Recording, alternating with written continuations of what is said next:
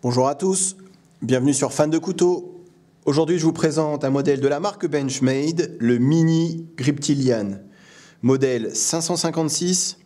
J'avais déjà fait une revue sur son grand frère, mais ça c'est vraiment un couteau que je voulais vous présenter, qui est petit, il faut le savoir, mais par contre qui est un excellent EDC, couteau de poche, couteau de tous les jours, moins imposant que son grand frère. Je vais vous le comparer tout de suite, comme ça vous verrez. Donc ça c'est le grand frère, c'est exactement en tout point similaire, même acier, même poignée, même, vraiment le même système de fermeture. Donc ça c'est le 551, j'avais déjà fait une revue dessus. Et là vous avez le 556, le mini.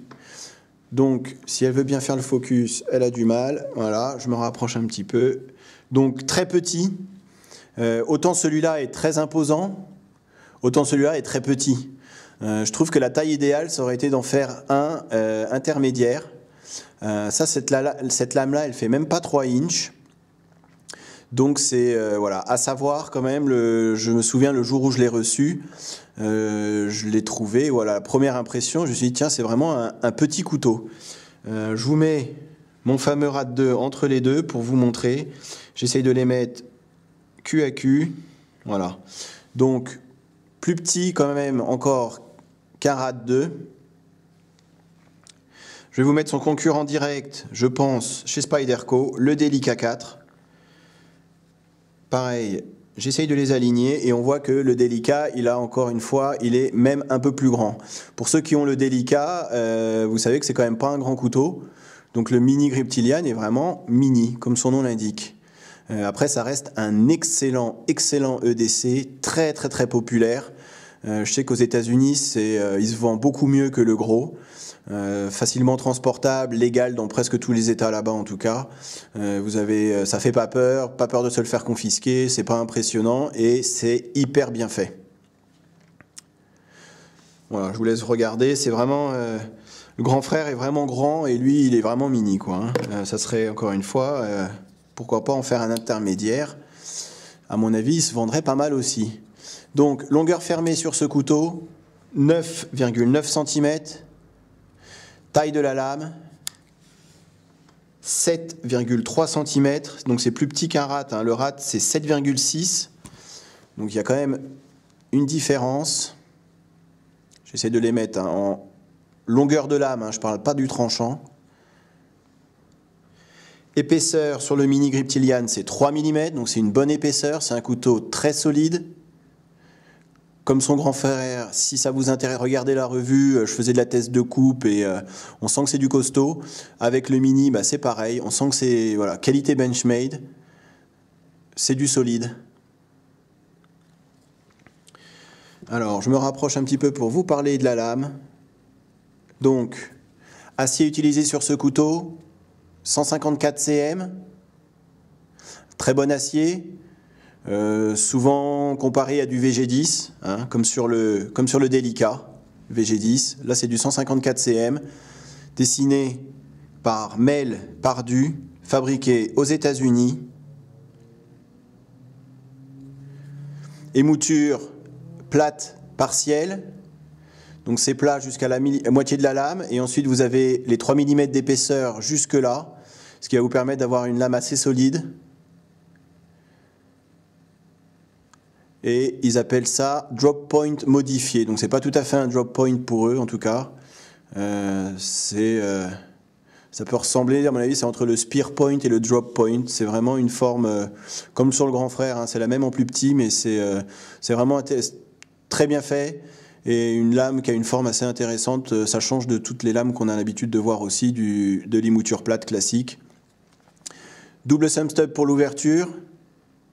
Du jimping sur la lame, très bien fait ce jimping, c'est assez rare pour le préciser. Vous voyez, ça remonte légèrement ici sur le dos de la lame, ça va vous permettre de l'avoir très bien en main, et le pouce va bien se caler à l'intérieur, c'est vraiment du très bon travail.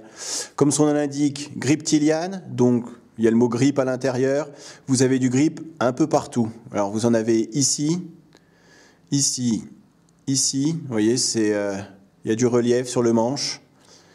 Donc forcément, il y en a là du jimping, vous en avez ici sur le devant, ici, il y en a partout. C'est vraiment une très très bonne poignée. Suffisamment de courbure ici pour bien caler l'index à l'intérieur.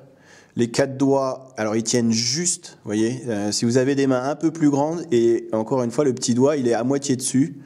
Je vous ai dit que c'était un petit couteau quand même, hein, donc c'est à savoir, si ça vous intéresse. Vous voyez, si vous avez des mains un peu plus grandes, c'est sûr que le petit doigt, vous allez avoir du mal à le poser dessus. Alors après, il faut un trou pour passer un cordon, une dragonne, et vous pouvez faire ce genre de nœud. Donc ça, c'est le nœud Chris Reeve, ils appellent.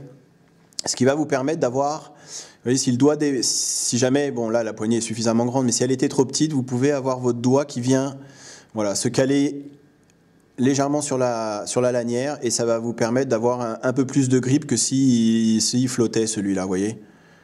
J'espère que j'ai été clair, mais vous allez comprendre. Voilà. Donc, pour moi, ça va, c'est limite. Si jamais vous avez des mains plus grandes, vous pouvez toujours vous faire une petite lanière pour choper ici avec le petit doigt. Voilà, c'est à savoir, je pense, avant l'achat, parce que je vous ai dit encore une fois, moi, quand je l'ai reçu, je me suis dit, oh là là, il est petit celui-là. Mais très bien fait. Alors, seul reproche qu'on peut faire, c'est que ça fait un peu plastique. Alors, eux, ils appellent ça du Nolil GTX. Pour moi, c'est tout bêtement, c'est du plastique. Comme sur le grand frère, c'est le reproche qu'on peut lui faire. Ça fait un peu toc, un peu plastique. C'est moins grippant que du G10. À ce niveau-là, en tout cas. Après, ils ont fait pas mal de relief sur le manche. Donc, on a un bon grip. Le clip ceinture, il vient bien se caler juste ici. Donc, on l'a vraiment très, très bien en main, sans aucun problème. Après, ça reste un couteau. On ne va pas aller couper du bois et faire du bâtonnage avec. Ça reste utilisation principale, un couteau de ville. Petit, assez large quand même, il faut le savoir, assez épais. Par rapport à un délicat, c'est quand même bien plus épais qu'un délicat. Alors, la construction, à mon avis, plus solide. Donc, c'est plus petit en longueur, vous voyez. Là, je les ai mis vraiment alignés ici. Donc, plus court qu'un délicat, mais plus épais qu'un délicat. Voilà, donc port à la ceinture, à peu près pareil. L'avantage du délicat, c'est que c'est hyper fin, et donc du coup, ça vraiment, on ne le sent pas du tout dans la poche. Par contre, le délicat, vous voyez, avec la lame qui ressort, c'est un peu plus large.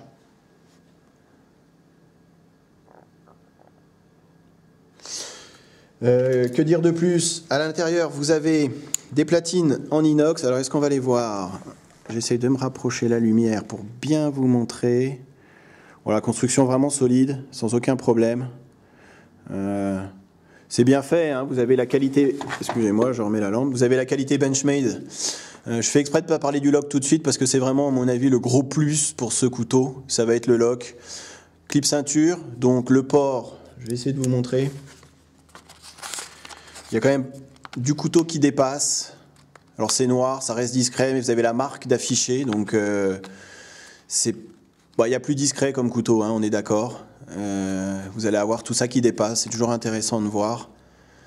Maintenant, il est assez petit, vous pouvez le glisser sans forcément utiliser le clip. Vous pouvez même l'enlever à la limite et le glisser dans la poche.